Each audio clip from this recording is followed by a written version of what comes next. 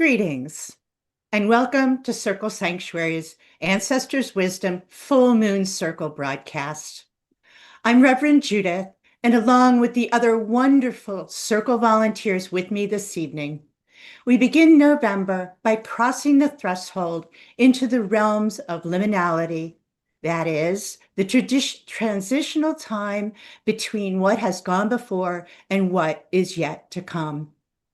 These hallowed times have been seen and felt by our ancestors since the beginning of time as the period when we look back and remember our ancestors' trials and tribulations, as well as their greatest loves and achievements, which is also this gift that they've given us of our lives.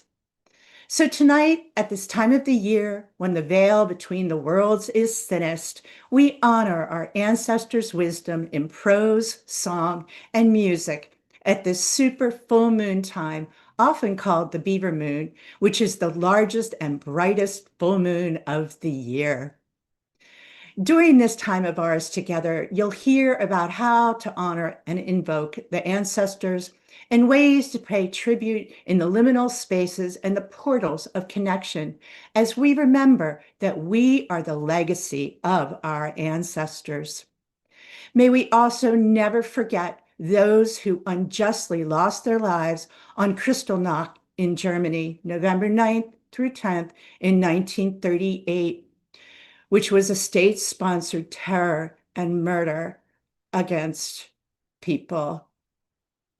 And November is Native American Indian Heritage Month, when we honor the First Nation people of this land we now call America, many of whom also lost their lives in state-sanctioned forced displacement.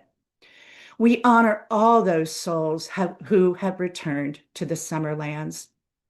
But let us also remember that next Tuesday, we will pay tribute to those who have valiantly defended our country with Veterans Day, and will pay tribute to our transgender relations with a day of remembrance and resilience on the 20th. Then, at the end of the month, we give thanks for the bounty of the full harvest, of the fall harvest, which has been generously provided by our Mother Earth. So tonight, we honor those who have crossed the veil and give thanks for our ancestors' wisdom. May we learn from the past so that we all may do better in the times to come.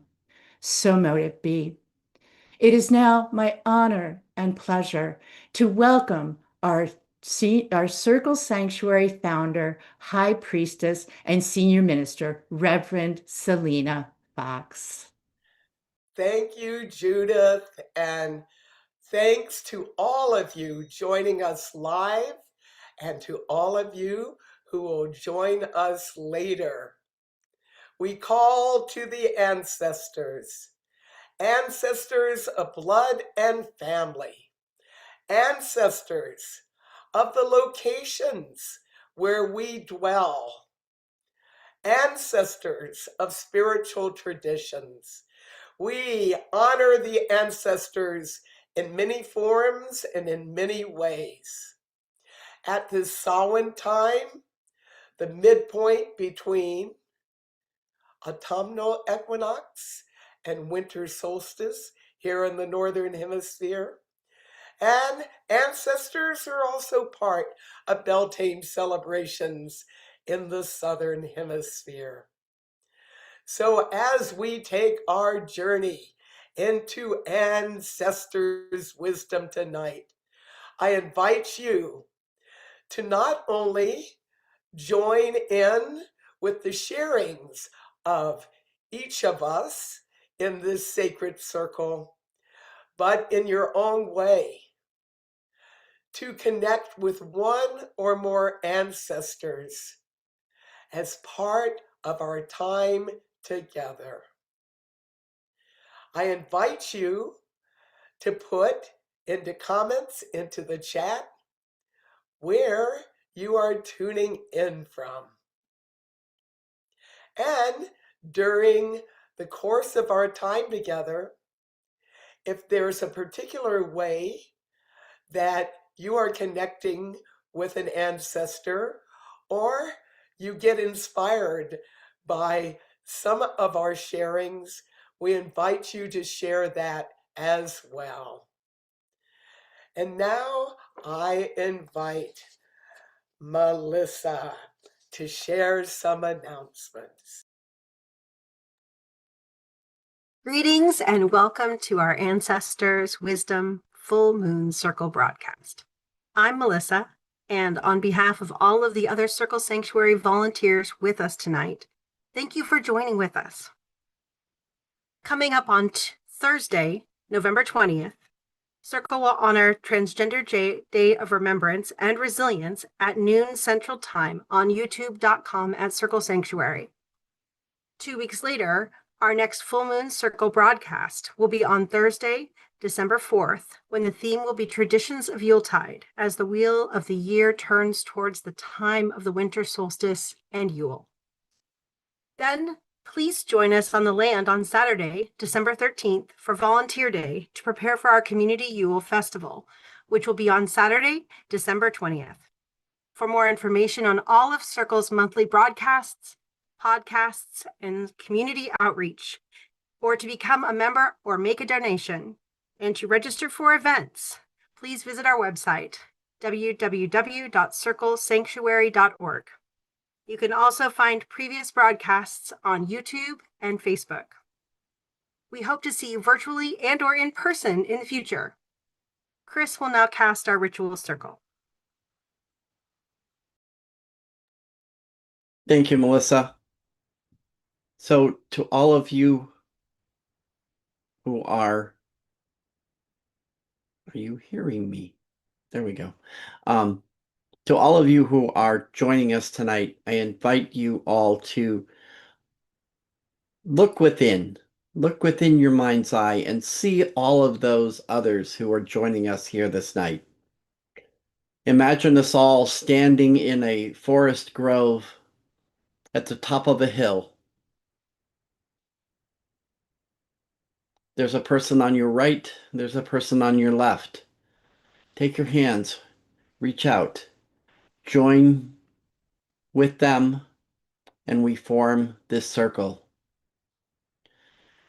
And we call to those in the north and in the south and in the east and in the west to empower this place with the powers of the elements of earth, fire, air, and water, that this magic place will be a place set aside outside of time. And as you imagine all of this happening, mists start to rise from the ground. A fog lifts up until we stand in a place that is no space.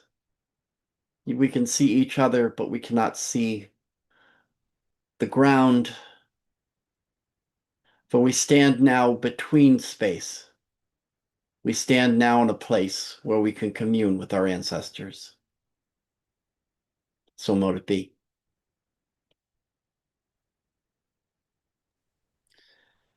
Thank you, Chris, for casting our ritual circle in such a vivid fashion. My name is Richard. I'm doing this podcast from my home in Madison, Wisconsin, USA. This moon cycle, we look at the wisdom of our ancestors.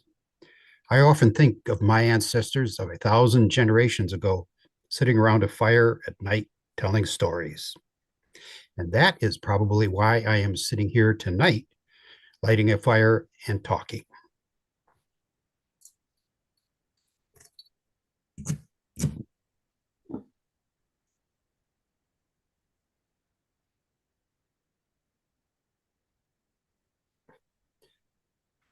I light this ecologically friendly recycled beeswax candle to represent the bonfires we pagans light in the center of our ritual circles. I celebrate fire in all of its forms, from a small candle to a large bonfire. So mote it be. Up next is Nora to invocate the ancestors.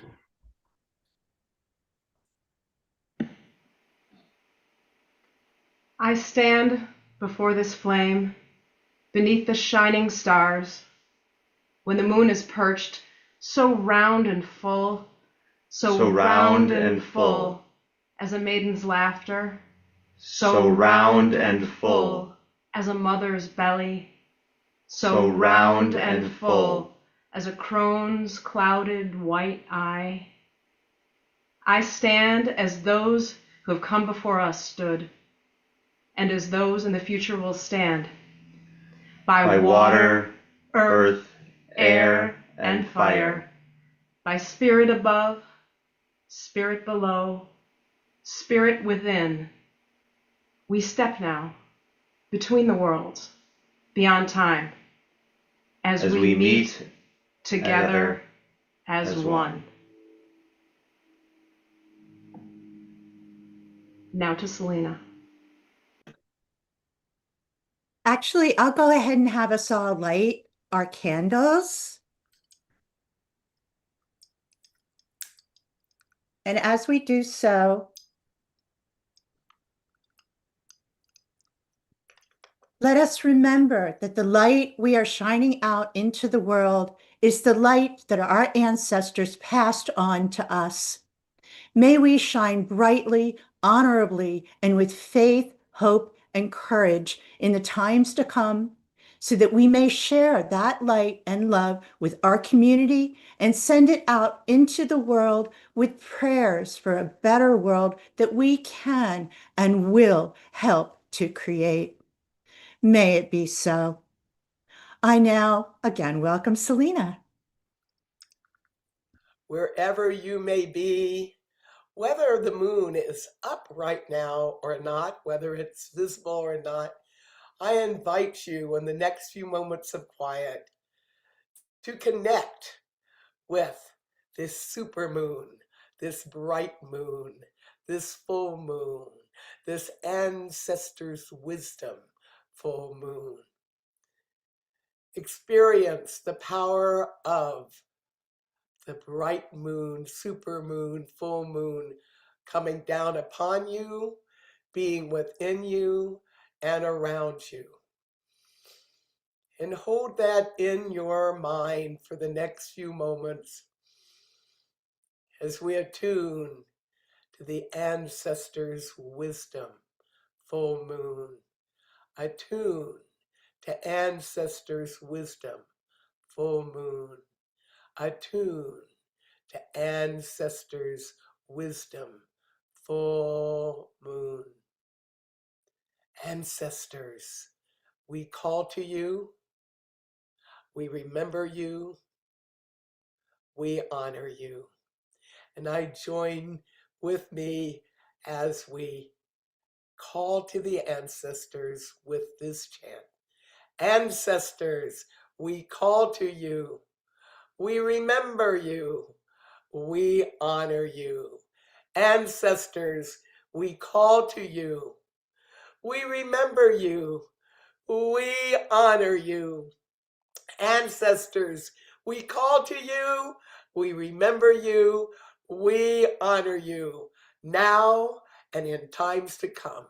So be it.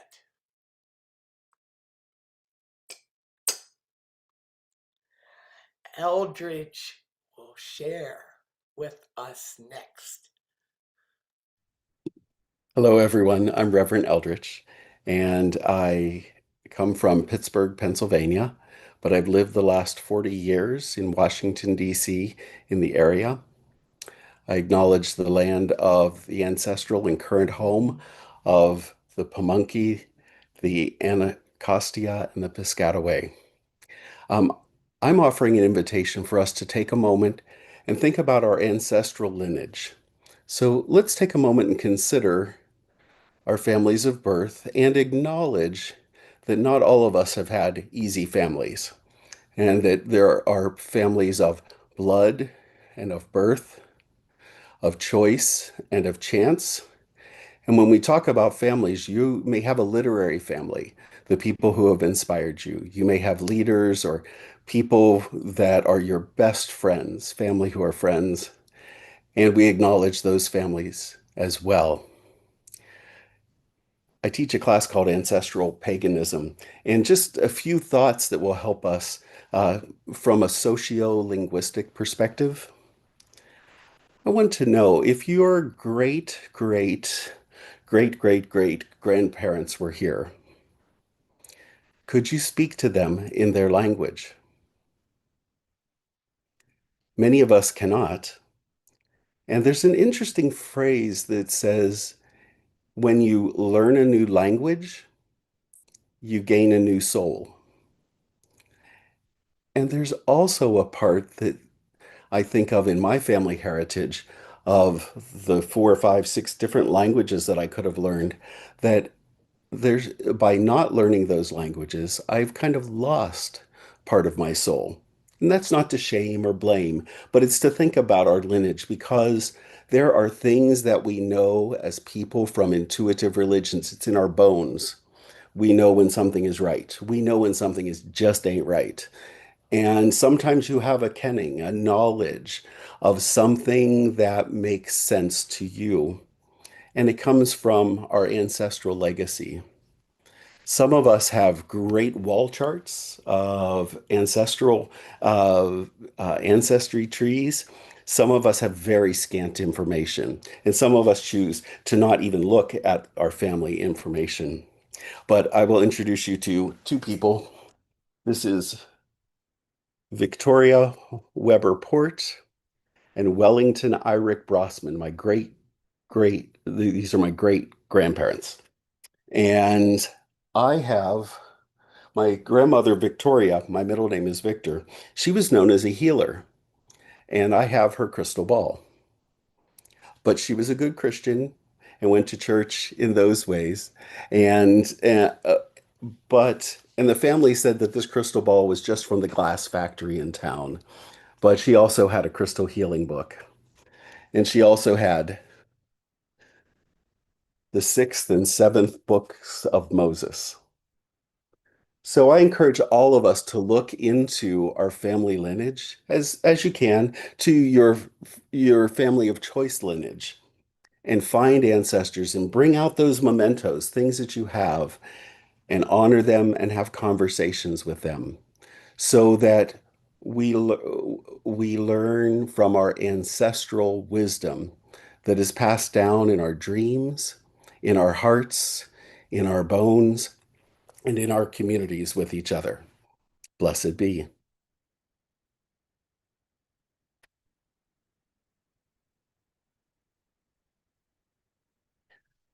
Next up, Minerva. It would help if I take myself off of mute. Ah, there we go. It's a small thing, but it's a thing. Thank you, Eldridge. As we've heard, we stand in these liminal times in the space between harvest and the dark times of the year. We are at this time when the veil is the thinnest, and our ancestors are so close they whisper to us. Spiritually, a liminal space is a threshold between what was, where we are now, and what is next. It represents a transition that is a catalyst for growth and reflection and for transformation. It is a state of in-between where our old structures no longer fit, but the new ones have not yet been formed.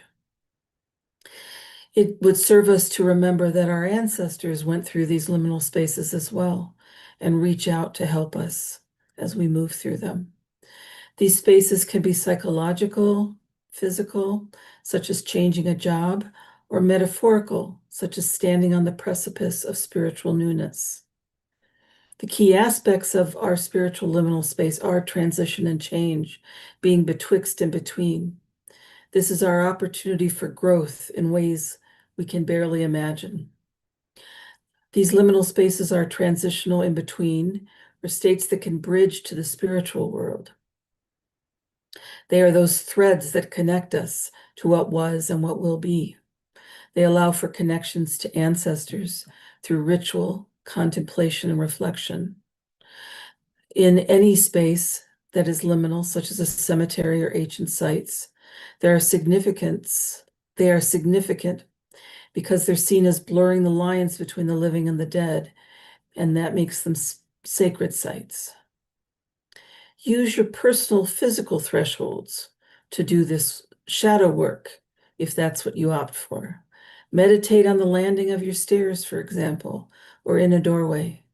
It is in this space that we can examine our connections, our threads to our past, to our family, to those who have gone before. And we can see how and who we are, and that has been shaped by family and ancestors, and how and who we want to be. Ask yourself if there are family traditions that are a catalyst for connection. Are there things you do because they've always been done, they're tradition, and things you want to change? Are there familial patterns that you want to change? Plant those seeds now for your growth. Work with Hecate, the goddess of the crossroads. It is she that stands at what was, at the crossroads of what was, what is, and what will be. Work with Janus, who looked backward and forward, who helps us to make the distinction between what was and what will be. Look at where you are in liminal space. These states are inherently uncertain. Embrace that vagueness. Be open to wherever your journey takes you. Examine your ancestral line during these times. Are there those threads that run from generation to generation that can be cut or that can be nourished? Are there habits or trauma that you want to address? Family things that you want to change? Use this time to create a safe space within yourself to examine these traditions, these threads, these habits. They'll help you do shadow work during these liminal times. Will also increase your connectivity to your ancestors and to your future. When you do this work, don't edit or censor yourself in the moment. Take the experiences, visions, and memories as they come. After you've completed a ritual or visiting session or a meditation, then do your journaling or collage or contemplate what it is you have experienced. This shadow work during liminal times, in these in-between times, can help you to understand what threads your family tapestry is made up of and those that need to be pulled. You can see those threads that are broken or should be broken, those threads that are threadbare and could use some work. By doing the shadow work during this liminal times, by connecting and working with your ancestors, learning from their experiences and their journeys, you can grow spiritually and emotionally. Take advantage of that. You can change the course of your life and be a good ancestor for future generations. You stand on the precipice of change. Take advantage of it. Thank you, and next we'll hear some music from Steve.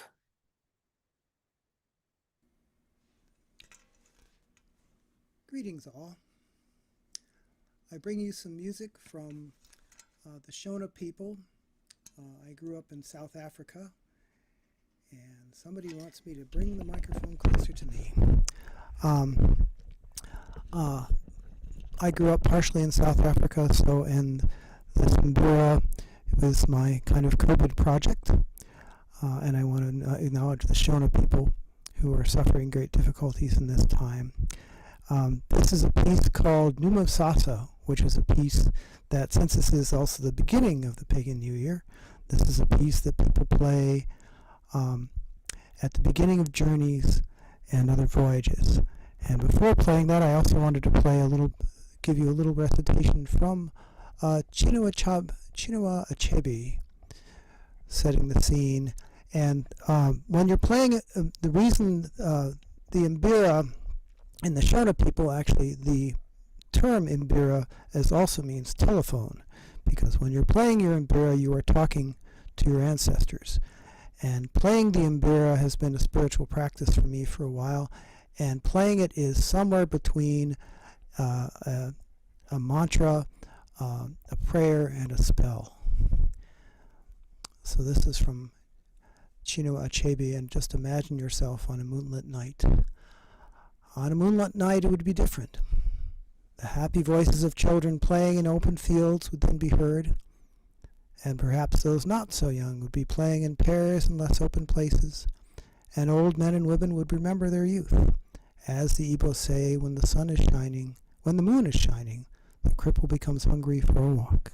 And now Numo Sasa.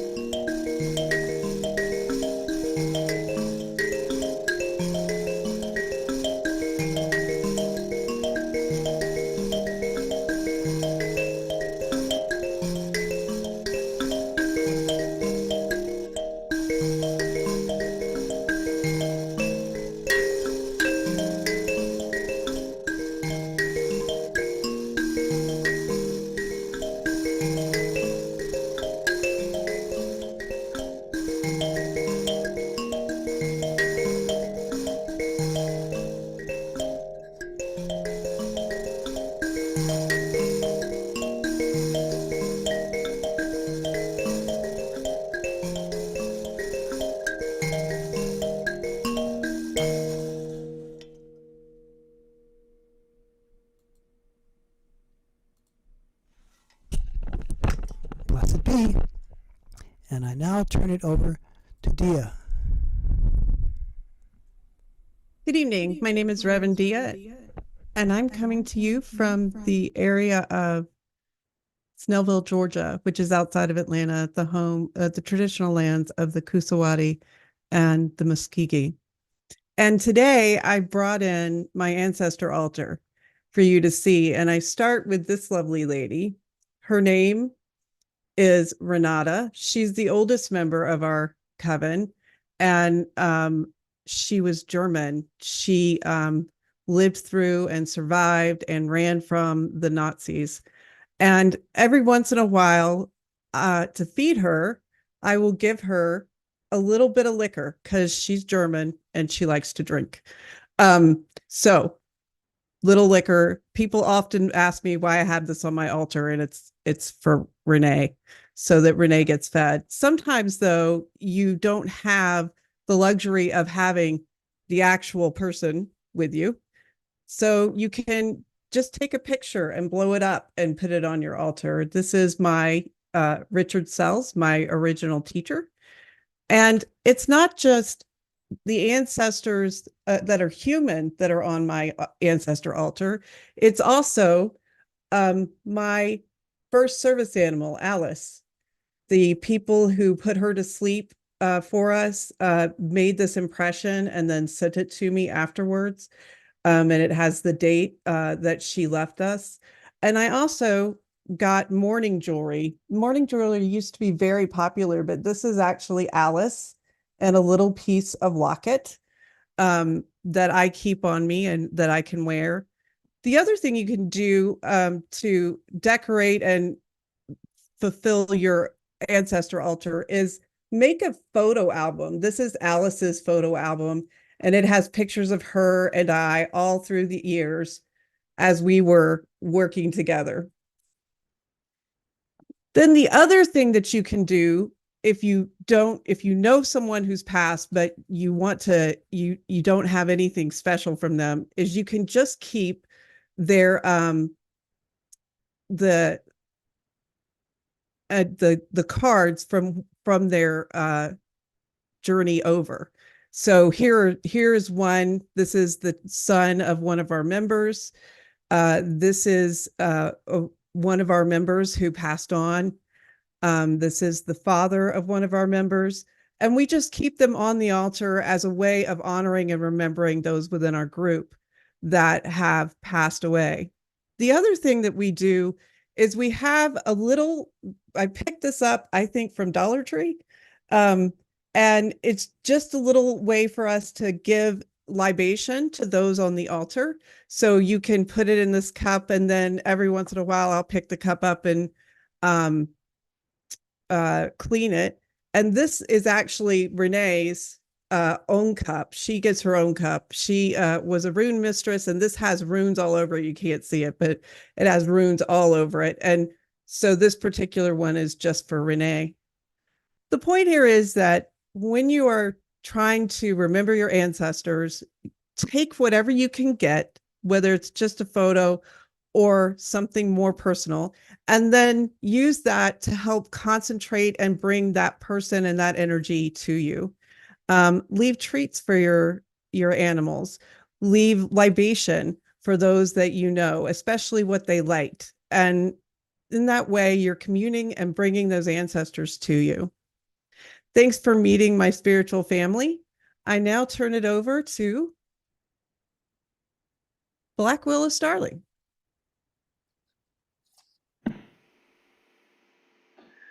Good evening, everybody. Blessed full moon. You're a Black Willow Starling.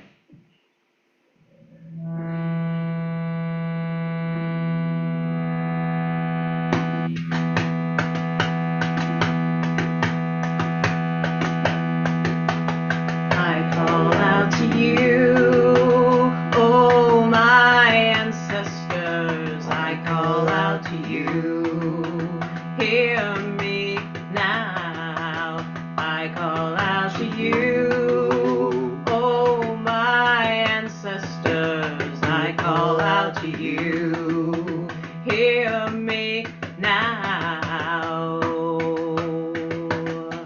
By our blood and our bones and our hearts and our memories, reflections in the looking glass, reaching out while the veil is thinning, calling out to future and past. I call out to you, oh my ancestors. I call out to you, hear me now.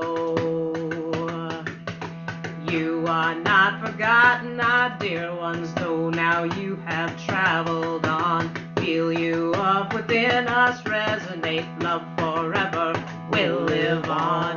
We call out to you, oh our ancestors. We call out to you, hear us now.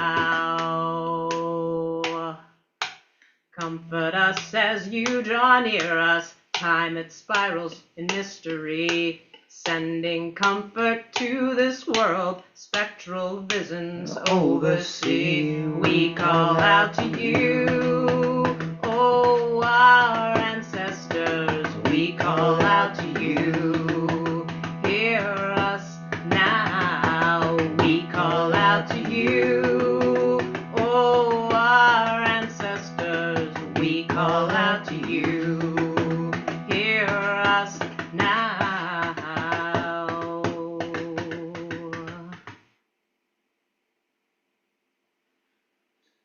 And now, on to Selena. Powerful way to call the ancestors. We connect with ancestors in many ways, through their stories, through altars, through rituals.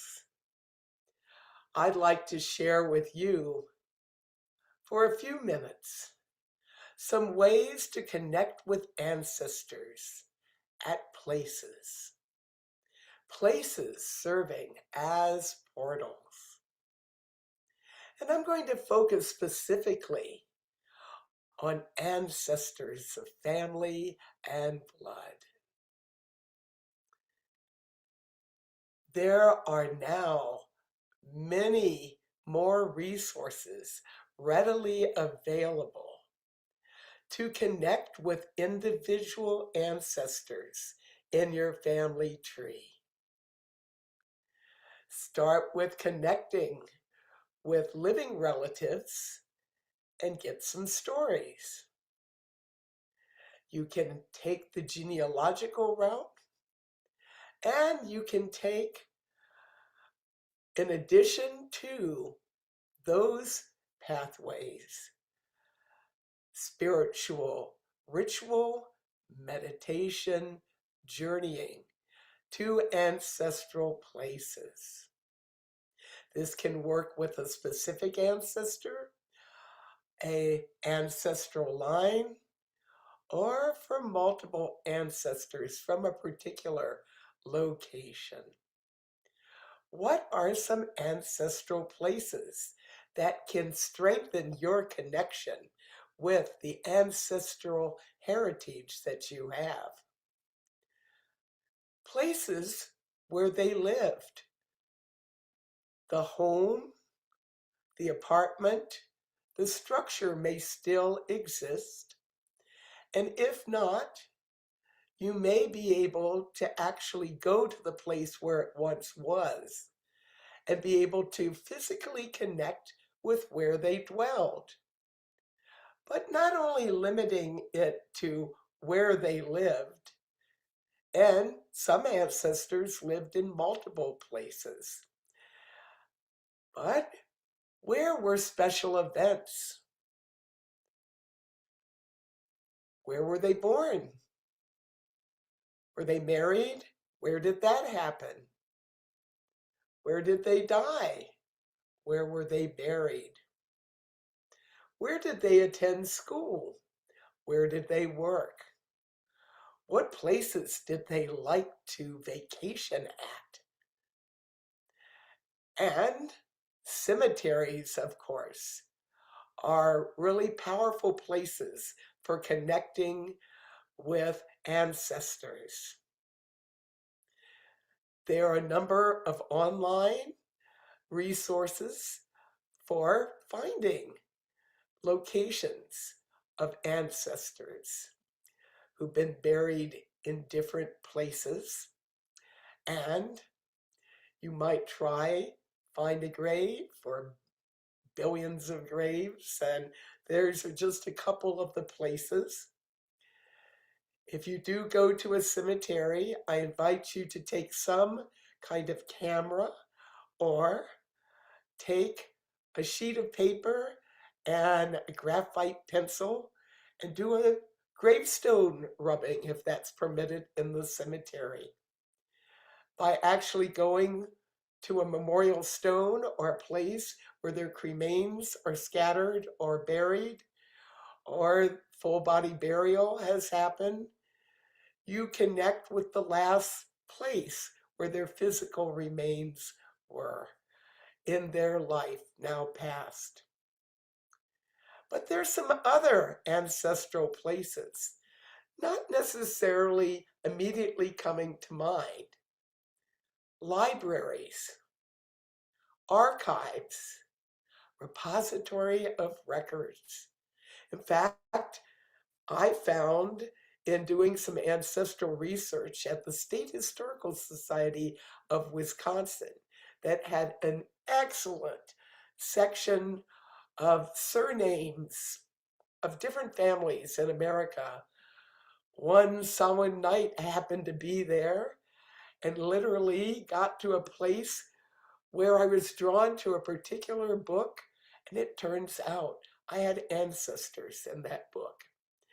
The ancestors speak to us at places where they have actually dwelled and had contact in this life, but they can speak to us at places where we have records.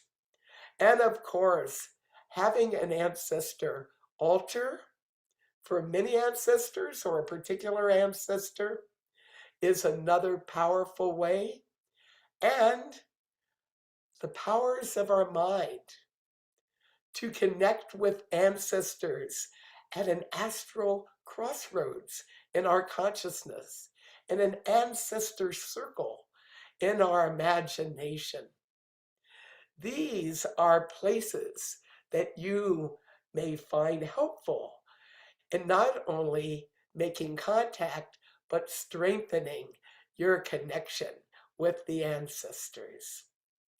I like working with a clear quartz crystal as part of ancestor work and rituals. And this particular crystal is one that I've not only used personally, but most recently at the Circle Sanctuary Main Samhain ritual. Use this to call upon the ancestors to open the portal. Samhain, Samhain, the veil is thin. Come, ancestral friends. Samhain, Samhain, the veil is thin. Come, ancestral friends. Samhain, Samhain, the veil it thins. Come forth, ancestral friends. So be it. And as we continue our journey, I invite Amy to share some other ways of working with ancestors and ancestral dimensions. Hello, I'm Amy Dove, and I am going to talk a little bit about bibliomancy. I'm coming to you from St. Louis, Missouri, the ancestral home of the Osage, the Cahokia, and Mississippian people. When we talk about bibliomancy, this is from the Greek. Biblion is book, and menita, or divination, bibliomancy, is the divination from a book. Bibliomancy is a form of scrying or divination. It's done with a book. I ask a question and then I flip open a book seemingly randomly and point to the answer. I read a passage and that will hold the ancestor. Our grandmothers probably did this with the family Bible, and that's why it's such a great way to communicate with our ancestors. But first, we should do a little pre-work. Just like any form of scrying, it's important to know who we're talking to. We are not asking the book. We are not asking the cards, the pendulum, etc. We are asking our guides, our angels, or in this case, our ancestor, to send us the information that we request through the means that we ask. We want to know who we're asking so that we're sure to have someone who has our best interest in mind. Not to mention someone who might know the answer. Ancestors know what it's like to be alive, and they have a vested interest in us and our release from karmic generational lessons. So you may just want to say, oh,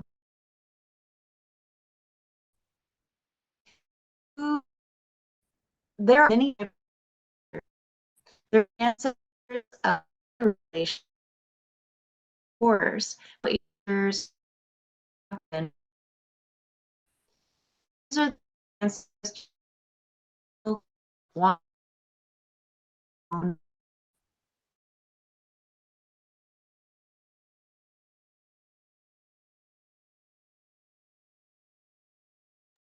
I think we've lost Amy Dove. We'll hope to get her back, and we can move on to Marin. Okay, I hope she comes back soon. My name is Marin King, and I'm sharing this song with you from my home here in North Central Florida, USA. This song is called Deep in the Bone.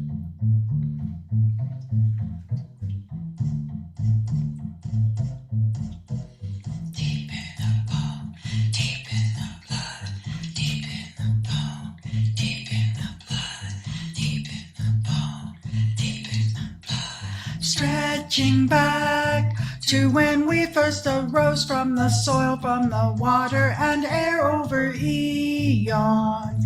Family trees growing tall with their roots reaching far and wide. Ancestors have walked on this green earth and have swum in eternal blue seas, endless cycles of birth and rebirth have resulted in you and me. They are gone from this earth, from this realm. Yet their knowledge is with us. Ancestor wisdom lives here in our bones, in our blood. They dwell deep inside. Deep in the bone, deep in the blood. Grandmother and her mother before her, they walk beside me on my path under moonlight. Beneath bright stars, mother holds my hand as she lights my way. Grandfather and his father before him, they walk beside me on my path from the dawning. Through the bright noon sun, Father's compassion, it leads me on. They are gone from this earth, from this realm, yet their knowledge is with me. Ancestor wisdom lives here in my bones, in my blood. They dwell deep inside. Deep in the bone, deep in the blood. Sojourners crossing vast lands and oceans in search of horizons unknown, carry stories of life in their village, of history shared and made anew. Telling tales of the thrill of the hunt, of the sorrow of losses, of bountiful harvests that came after long drought, parched lands blessed by welcome rain. They are gone from this earth, from this realm, yet their knowledge is with us. Ancestor wisdom lives here in our bones, in our blood. They dwell deep inside. Deep in the bone, deep in the blood. Look ahead to the future and what we are teaching our children each day by example. How we live, what we do, how we face what life gives to us. We are now the ancestors, our descendants will be looking back upon. So what stories will they pass on to kin? What will they carry forth from us? From us, from us. Deep in the bone, deep in the blood, deep in the bone, deep in the blood, deep in the bone, deep in the blood. I now turn this back over to Selena. What a wonderful, wonderful song. I enjoy these full moon circles because we have new material and new connections. Amy shared some words with us about bibliomancy, and I'm going to invite her to share for a minute or two if the tech is working. One of the things I will mention that I've even had recent experience with, when you work with the ancestors, yes, there is imagination, but they can have a very real impact on technology. So whether that's part of what's going on or not, who knows? But I invite Amy to finish up with a few words before we go into working with healing and the ancestors. Well, I am so sorry. I am not sure what happened, but let's go back and start talking about the different types of ancestors. Reverend Eldridge started talking about this a little bit, but so the ancestors of milk are those who taught and nurtured us. The ancestors of wine are those who sowed joy into our lives. These could be musicians or artists that we especially relate with. Finally, there are the ancestors of bone, those who came before us, who have lived on the same land, in the same home, in the same country of origin. Decide on a question and then who would be best to answer that question? And what book was special to them? Or what book do you relate to them? I have a book of poetry by my aunt, another one from my first Reiki teacher. I have my Uncle John's prayer book. And then I have a book of poetry by Maya Angelou. I have Victor Anderson's Lilith's Garden. These are all books that I use to divine with. I also have Preacher Woman. So depending on what question I have, what teacher I want to ask, or whether I want to go back to my own ancestors, I choose a book. I choose who it is that I'm asking. And I also have, Dia was talking about, this is a prayer card from my grandma's funeral. That's Michael, St. Michael, with a prayer on the back. And this is from her funeral. And what I can do with this is use it in my uncle, who is her brother's prayer book, and use it to show me exactly what passage I want to read. So once I have figured out who I want to talk to, what I want to do is create a small altar. So I'm going to create I'm going to have a candle. I might have a little dish of snacks. That's something that that particular ancestor loved. I will hold the candle and think of that person, and I might write into the candle, carve into the candle their name. I might write into the candle the question that I have.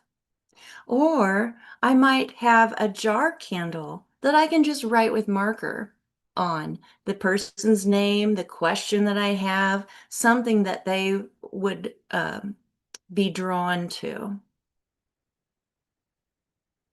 Once I've done that, I can keep using the candle if it's something that is going to be a continued question for me.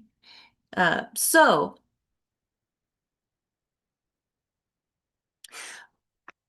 I can light the candle with a snack to someone who I'm going to try and draw to me.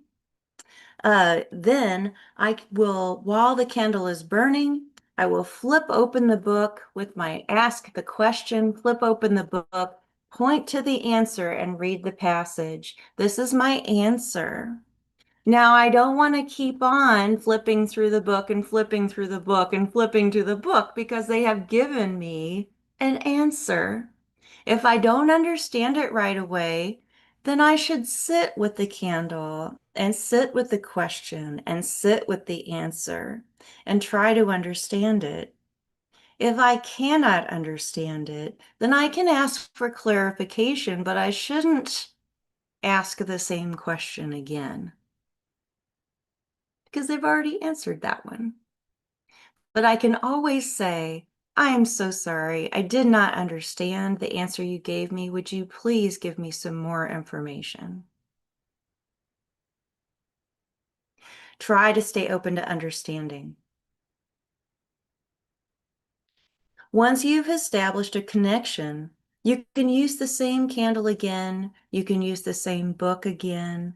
You may use a different book that still relates with that same ancestor and that same question. Happy divining. Thank you, Amy.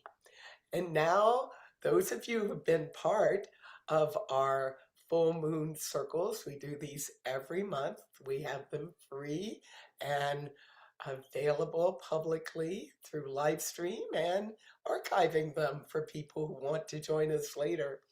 But spiritual healing has been part of our full moon circles over the decades, and we've been doing them online for the last 5 years. Tonight, I invite you to call to mind an ancestor. If you are someone who lives in the USA, an ancestor that cared and resonates with our nation. I invite you in a way that works for you and for them to invite them to be present tonight, to bring healing to our nation, to bring healing to those being impacted by upheavals, hunger, disrupted travel, and other dynamics that have been unfolding in recent weeks and months. I call into our healing circle for the USA someone who lived 250 years ago, my ancestor, James Kinsey, part of the First Continental Congress. And I call upon him to bring forth the promise of freedom, of collaboration amongst those who wanted to birth what is now the USA as a nation. He was a leader in the Quaker Party, as was his father, John. He lived in Philadelphia part of the time and in Burlington, New Jersey. He's my 5th great-grandfather. And I bring him here and invite you, whether you have a name or a sense, to be part of a circle of healing so that our nation can move in healing and better directions, more active listening and collaboration. May the USA, as we head to our 250th birthday, may we uphold freedom, democracy, liberty, and justice for all. Imagine that flame of freedom being within us and our circle of healing for the USA. Be well, be well, be well. So be it. And now, for the second part of our healing tonight, I invite Chris the Bard and his magical flute to play some music as we send prayers out for specific individuals we know that have a healing need, for some specific need for ourselves personally, and or for the planet. If you wish, as the music plays, imagine love, healing, and support flowing from this ancestral wisdom circle to those in need. And if you wish to put anything in the comments or the chat about who you are sending well wishes to, feel free to do so.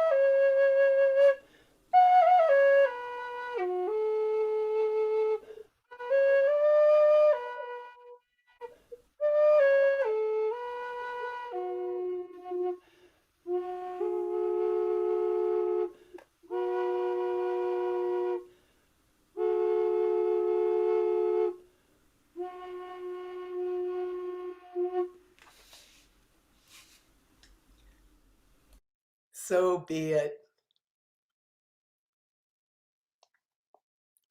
And now I invite Chris to guide us in saying farewell to our sacred circle.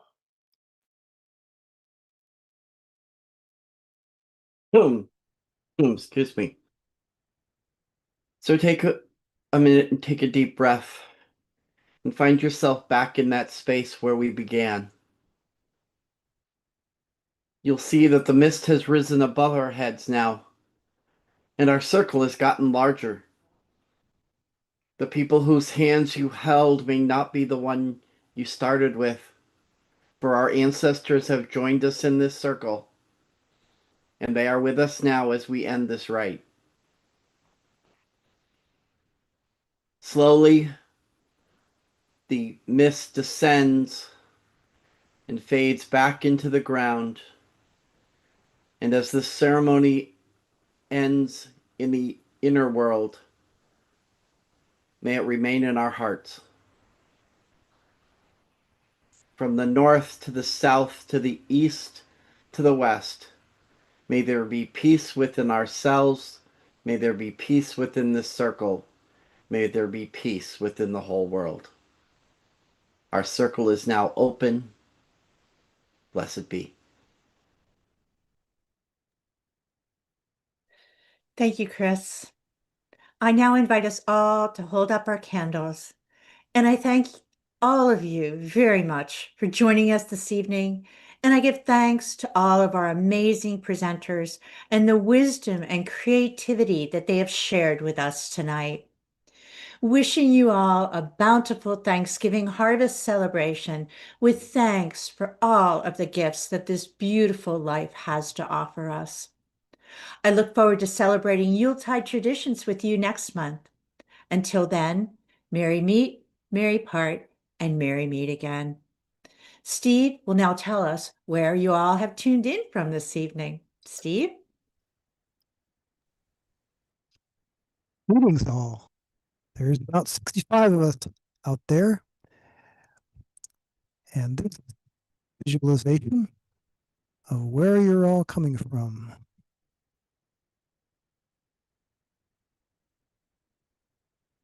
Including greetings are one Canadian person as well. Blessed be.